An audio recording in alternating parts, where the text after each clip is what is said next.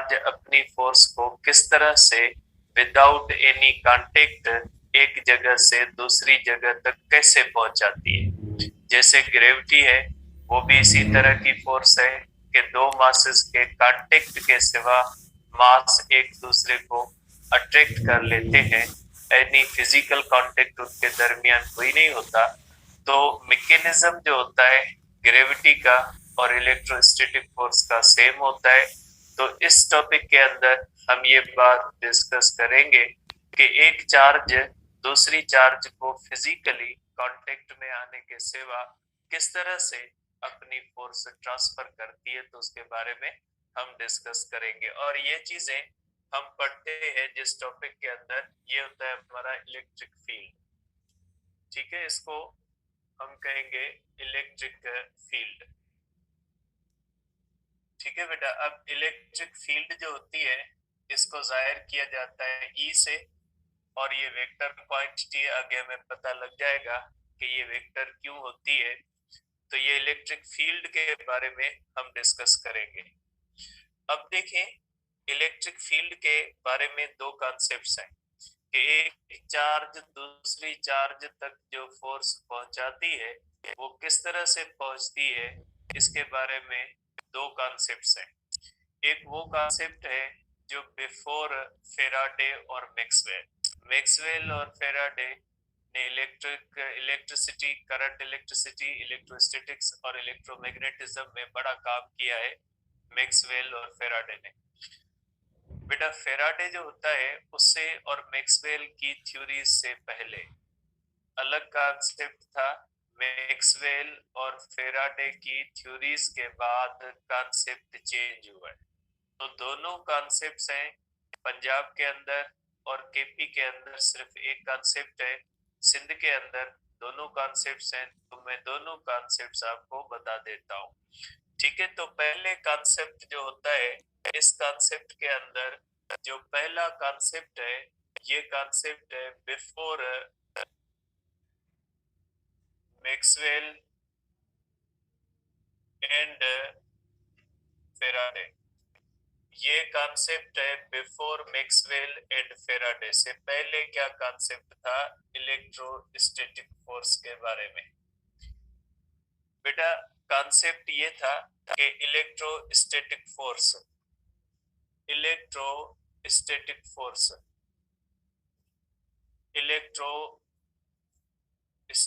Force is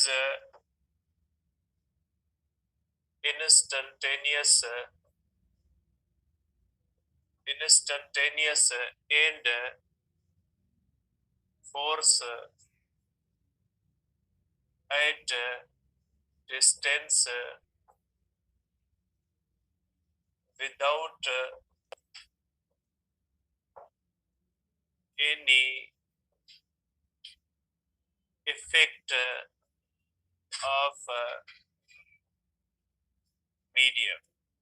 ठीक है, ये कॉन्सेप्ट था before Maxwell and Faraday. Maxwell और फेराडे से पहले ये कॉन्सेप्ट था कि ये एक ऐसी फोर्स है जिसका कोई ताल्लुक नहीं होता मीडियम के साथ। ठीक है, और ये एक ऐसी फोर्स होती है जो मीडियम के अंदर भी लग सकती है और मीडियम के सिवा भी लग सकती है। जैसे आपको पता है कि एक चार्ज जो दूसरी चार्ज को अट्रैक्ट करती है तो इसके लिए मीडियम की जरूरत नहीं होती।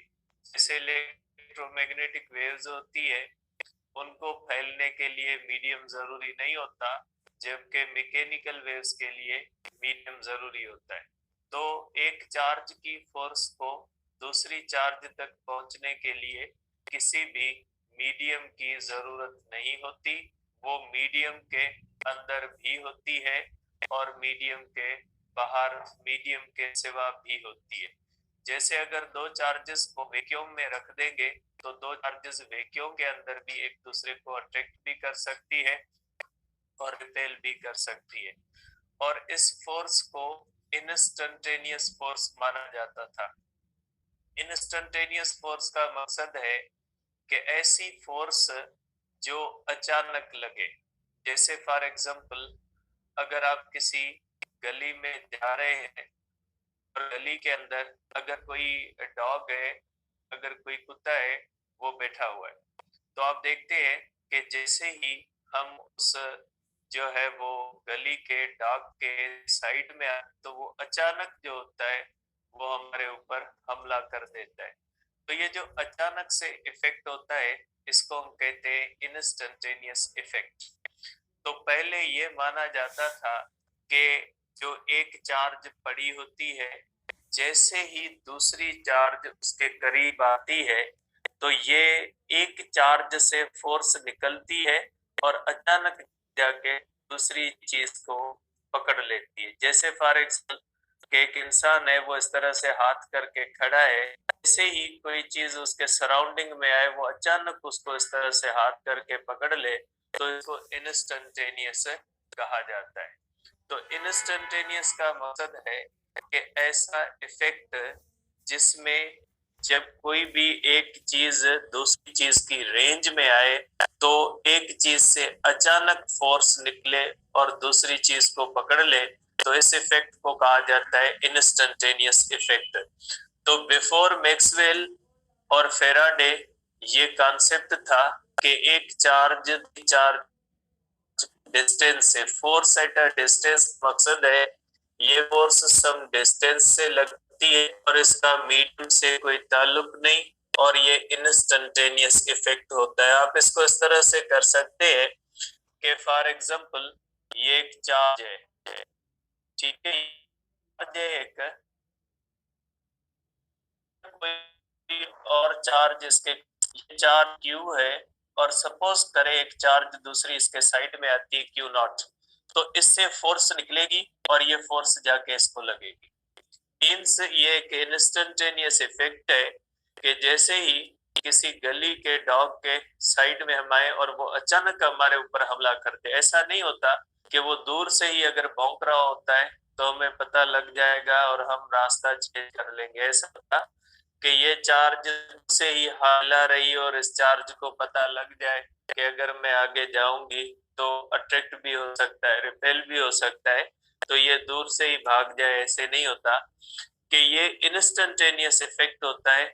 एक चार्ज जैसे दूसरी चार्ज के करीब आती है तो एक चार्ज से फोर्स निकलती है और डायरेक्ट दूसरी चार्ज के ऊपर एक्ट करती है। तो ये कॉन्सेप्ट था। मीन्स आप सिंपल वर्ड्स में अगर कहें कि there was no concept of field, कि किसी भी फील्ड के कॉन्सेप्ट जो है वो नहीं था कि इलेक्ट्रिक फील्ड हो या नहीं होती। इसका आप इसको मैं सिंपल वर्ड्स में इस तरह भी कह सकता हूं कि देयर इज नो फील्ड। कोई भी फील्ड का कॉन्सेप्ट नहीं था इसके अंदर कि कोई फील्ड होती है, ये होता है, वो नहीं, बस जस्ट एक चार्ज से फोर्स निकलती है दूसरी चार्ज के ऊपर जो है वो एक्ट करती है। अब दूसरा कॉन्सेप्ट था फेराडे ने इंट्रोड्यूस्ड किया था बेटा, ठीक है, कि फील्ड थ्योरी, इसको हम कहते हैं फील्ड थ्योरी। अब ये जो फील्ड का कॉन्सेप्ट पेश किया था, ये कॉन्सेप्ट पेश किया था फेराडे ने। फेराडे introduced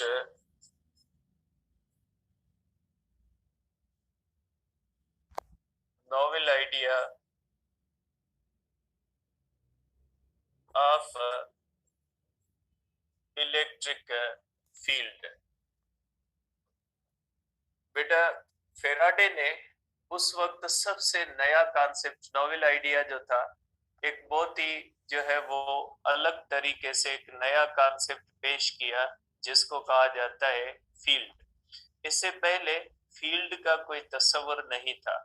अब ये फील्ड का कॉन्सेप्ट जो पेश करने वाला साइंटिस्ट था, ये था फेराडे ने। अब ये फील्ड क्या होती है? अकॉर्डिंग टू द फेराडे, जो चार्ज होती है उस चार्ज के बाहर, उस चार्ज की पर्टिकुलर एरिया के अंदर उसकी फील्ड बन जाती है।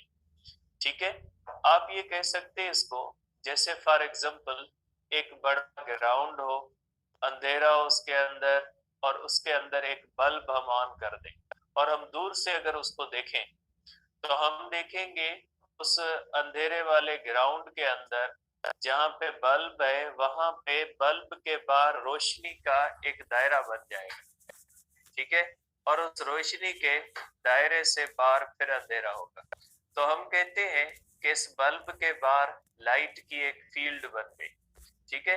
बिल्कुल इसी तरह से जैसे आप इसको इस तरह भी कहें, फैन है, फैन के अंदर पर लगे हुए, जब फैन का मोटर चलता है तो आप पर समझ लें कि उसकी फील्ड है, कि जहां तक उस फैन के पर घूम रहे हैं वहां तक उसकी फील्ड मौजूद है, ठीक है। और उस परों के एरिया के अंदर अगर कोई आएगा तो वो पर उसके लगेंगे और उसको हिट करेंगे।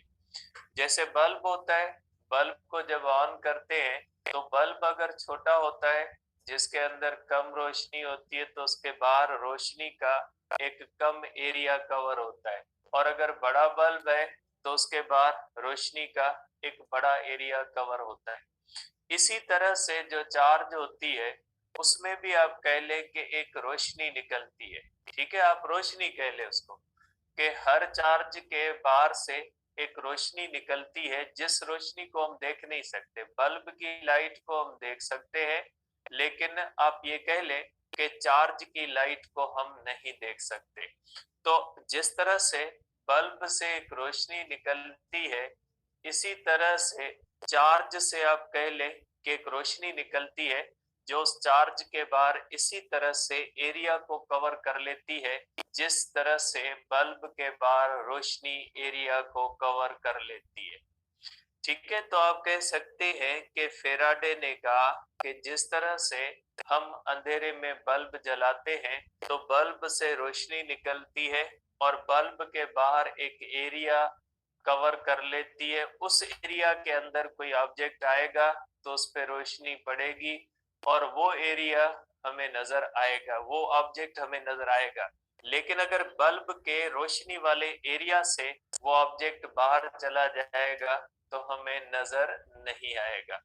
इसी तरह से हर चार्ज के बाहर इनविजिबल लाइट का एक एरिया होता है, जिस इनविजिबल लाइट के एरिया के अंदर अगर कोई और चार्ज आएगी तो वो अट्रैक्ट भी हो सकती है और रिपेल भी हो सकती है। जिस तरह से बल्ब की रोशनी के एरिया में अगर कोई ऑब्जेक्ट आएगा तो वो विजिबल होगा, अगर उससे दूर चला जाएगा तो वो इनविजिबल होगा।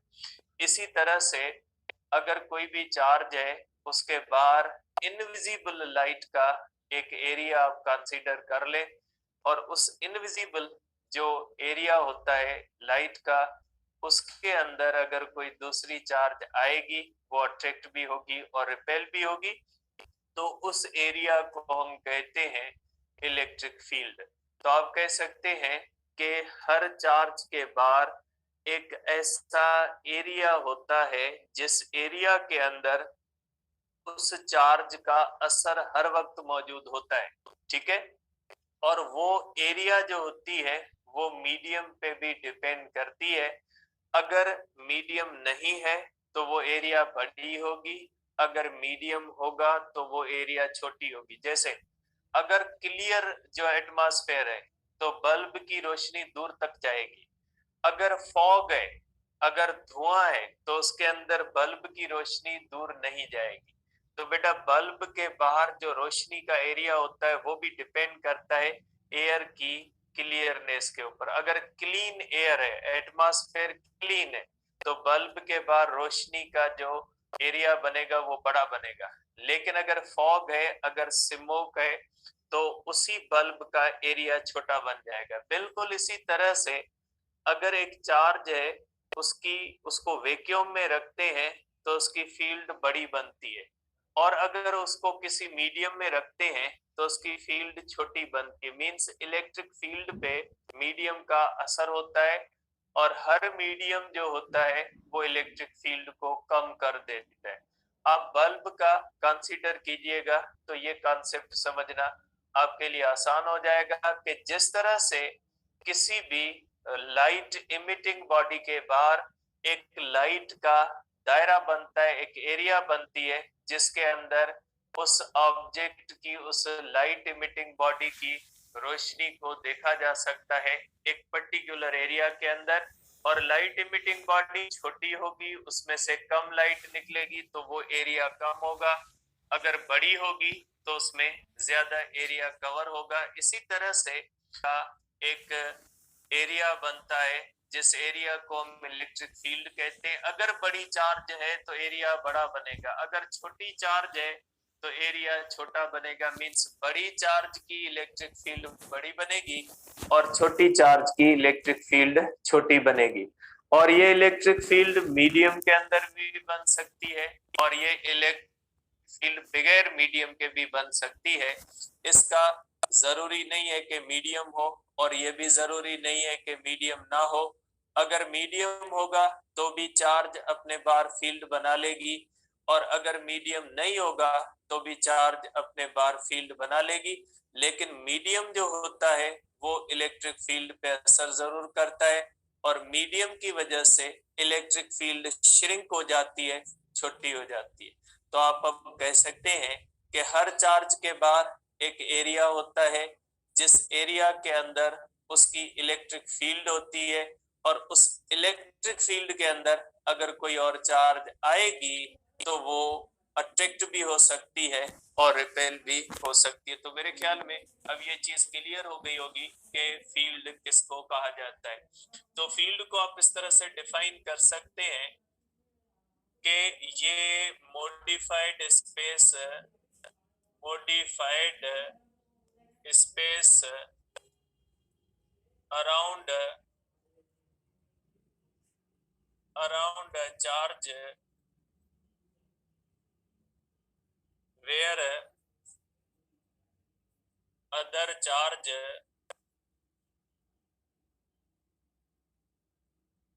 can experience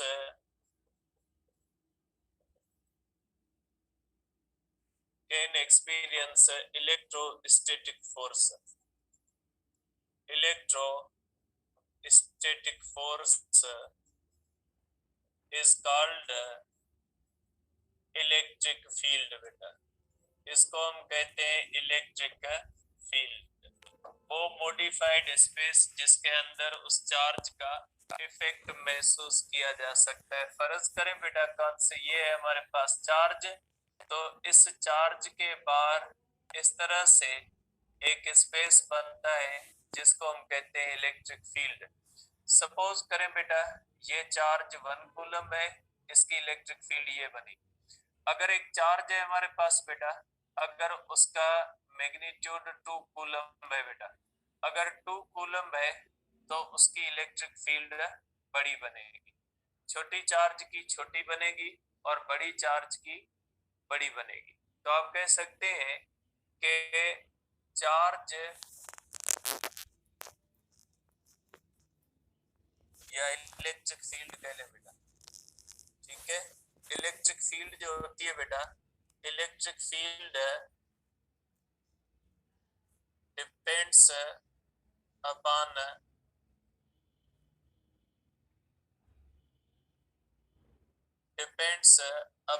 magnitude of charge, upon magnitude of charge. बड़ी चार्ज होगी बड़ी फील्ड बनेगी, छोटी चार्ज होगी छोटी चार्ज बनेगी, ठीक है। Charge can generate field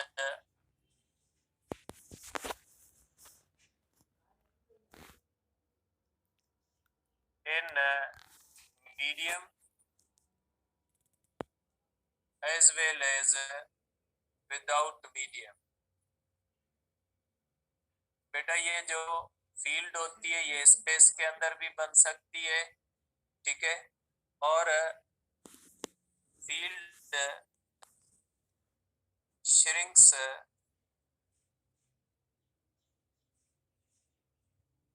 if space around charge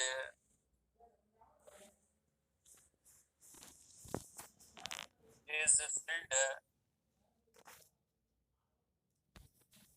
with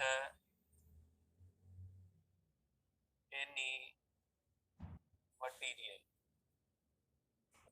medium means change किया जाए, सिंपली आप कहें कि अगर एक चार्ज स्पेस के अंदर है तो उसकी फील्ड बड़ी बनती है, अगर उस चार्ज को उठा के पानी में रख दें तो पानी के अंदर उसकी फील्ड कम हो जाएगी।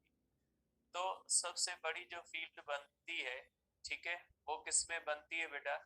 वो बनती है जो है वो स्पेस के अंदर, ठीक है। तो आप कह सकते हैं बेटा हर चार्ज, और ये फील्ड जो होती है वो एग्जिस्ट करती है हर चार्ज के बाद, हर वक्त एग्जिस्ट करती है। अगर चार्ज है तो चार्ज की फील्ड होगी। ऐसा नहीं होता कि जैसे बल्ब होता है बंद कर दें तो फील्ड गुम हो जाती है, अगर करंट दें तो उसकी फील्ड बनती है, रोशनी की फील्ड। लेकिन अगर चार्ज है तो चार्ज हर वक्त चार्ज रहती है, अगर न्यूट्रल बन जाएगी तो उसकी फील्ड खत्म हो जाएगी, लेकिन जब तक वो चार्ज होगी तब तक वो फील्ड हर वक्त एग्जिस्ट करती है। तो ये कॉन्सेप्ट था फेराडे का, ठीक है। और ये जो चार्ज होती है, ये एक चार्ज दूसरी चार्ज के ऊपर जो फोर्स लगाती है वो थ्रो फील्ड लगाती है। मीन्स एक चार्ज अपनी चार्ज जो ट्रांसफर करती है वो थ्रो फील्ड करती है। ऐसा नहीं कि इस तरह से नहीं है कि ये इंस्टेंटेनियस फोर्स नहीं है, लेकिन ये फोर्स एट अ डिस्टेंस जरूर है, क्योंकि ये सम डिस्टेंस पे लगती है। तो आप कह सकते हैं कि वो चार्ज वन चार्ज, आप कह ले one charge exerts force on other charge through electric field, ठीक है। मीन्स आप इसकी एक बहुत ही इंपॉर्टेंट बात है जिसको एक्सप्लेन तो मैं कल करूंगा, लेकिन यहाँ पे रिलेटेड है तो आप लिख लें इसको, बहुत ही इंपॉर्टेंट बात है ये। Field can exert force, field can exert force on charge बेटा। फील्ड जो फोर्स लगा सकती है चार्ज के ऊपर, फोर्स लगा सकती है, क्योंकि अगर यहाँ पे एक और चार्ज आती है तो इस चार्ज की फोर्स जो इस तक आएगी ये फील्ड के थ्रू आएगी। आप समझे कि फील्ड हाथों वाला काम करती है, चार्ज के हाथ होते हैं, ठीक है बेटा। आज थोड़ा काम था, कल आगे डिस्कस करेंगे। एक क्वेश्चन किसी बच्चे ने भेजा था, अच्छा क्वेश्चन था, कल भी मैं उसको बताना भूल गया, आज भी भूल गया। अभी थोड़ा जो है वो मुझे खुद को काम है, तो मैं जो है वो इसको कल डिस्कस करूंगा, जिसमें ये क्वेश्चन था कि repulsion is sure test of electrification, ठीक है। कि रिपल्शन जो होती है वो एक श्योर टेस्ट होती है कि ये चीज चार्ज है, अट्रैक्शन श्योर टेस्ट नहीं होती। इसको कल डिस्कस करेंगे।